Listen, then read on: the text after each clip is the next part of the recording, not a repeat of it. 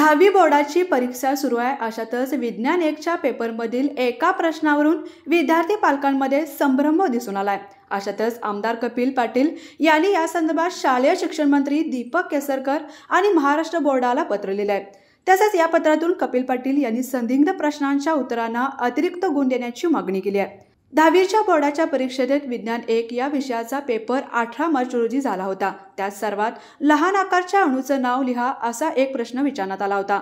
पण त्या प्रश्नाच्या उत्तराबाबत विद्यार्थी आणि पालक यांच्या मनात संदिग्धता निर्माण झाली आहे. अनेक पालकांनी याबाबत आपल्याकडे चिंता व्यक्त केल्याचं आमदार कपिल पाटील यांनी पत्रात म्हटलंय.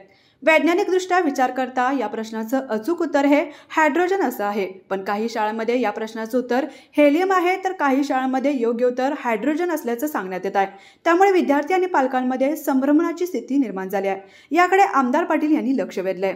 या प्रश्नाच्या उत्तरासंदर्भात ही संदिग्धता लक्षात घेता या दोन्ही उत्तरांना तूर्त पूर्ण गुण देणे उचित होईल. पुढच्या वेळी सुधारित उत्तरासाठी उचित सुधारणा करण्यात येईल.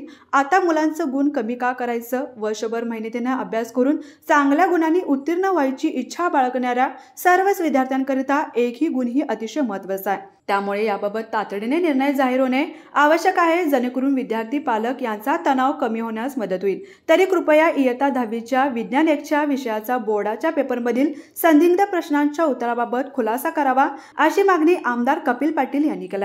ही मागणी मान्य झाली तर 10वीच्या विद्यार्थ्यांना संदिग्ध प्रश्नांच्या दोन्ही उत्तरांसाठी अतिरिक्त गुण मिळू शकतील.